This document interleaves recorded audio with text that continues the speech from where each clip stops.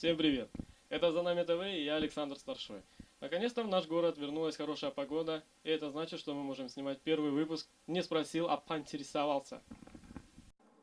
Хайпанем немножечко. Вот замечательная погода, правильно? Вот, с чем вас тоже поздравляю. Душа поет, не правда ли? Ну, может быть.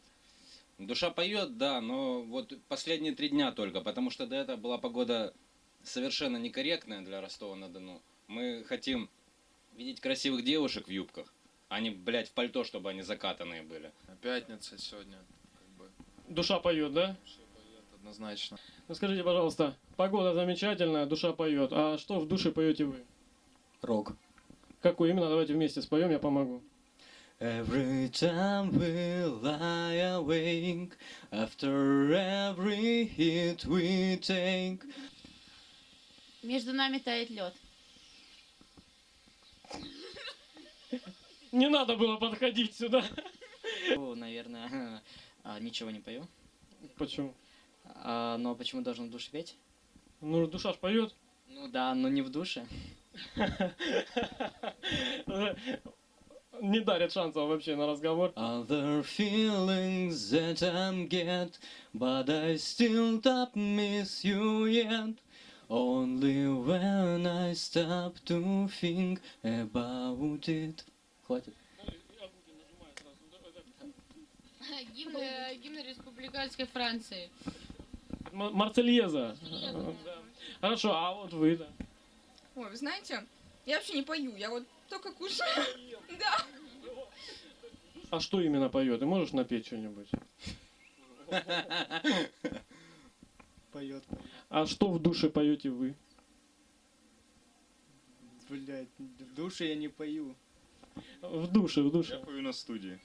Да? Ну-ка рассказывай, давай. Ну, что поет? Рэп пою.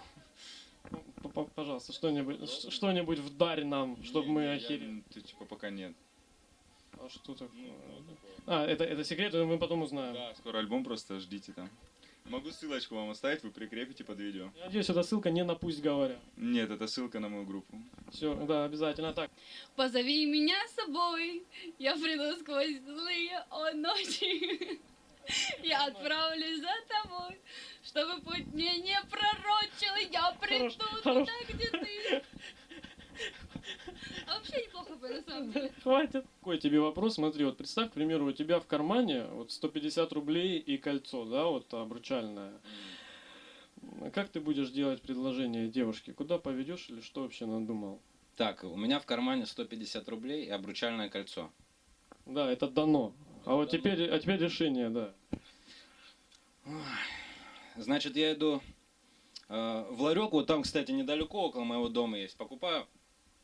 Ну, мне даже на 2 банки абсентера не хватит. Покупаю 1 банку абсентера, туда закидываю это кольцо. У меня еще остается даже 50 рублей, потом, чтобы пару пирожочков купить. Она выпивает его, и надеюсь, что она не подавится этим кольцом. Ну и, собственно, происходит предложение. На коленях, во дворе и на улице. Это просто ростовская романтика.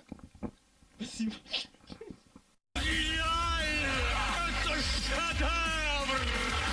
Будущей жене купить букет цветов. Самый ходовой товар. Если у меня есть 150 рублей и обручальное кольцо. Сверну 150 рублей в трубочку и положу. Продену кольцо.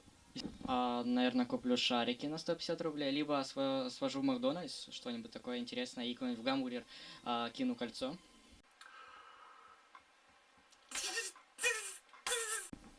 Да предложение вообще красиво особо не надо делать. Его так сделал и все. Типа на Вообще не нужно его делать, в принципе. то есть Вообще, да, не заморачивайся. кольцо сразу. Сидели с женами дома, а так, видишь, стоим, отдыхаем. Это же временно, ребята, молодость, зелено. Да я даже не знаю, купил бы даже, я думаю, если девушка готова, купил бы просто цветок какой-нибудь банальный, да и нашел бы место какое-нибудь, я не знаю, там, либо куда мы поехали, на речку куда-нибудь, я не знаю, либо на крышу поднялись бы, и там бы, собственно, сделал. Поэтому тут деньги не нужны, чтобы сделать красиво и... Да, в принципе, да. И последний вопрос. Что делать, если женщина храпит? Подушкой затыкать. Если женщина хочет,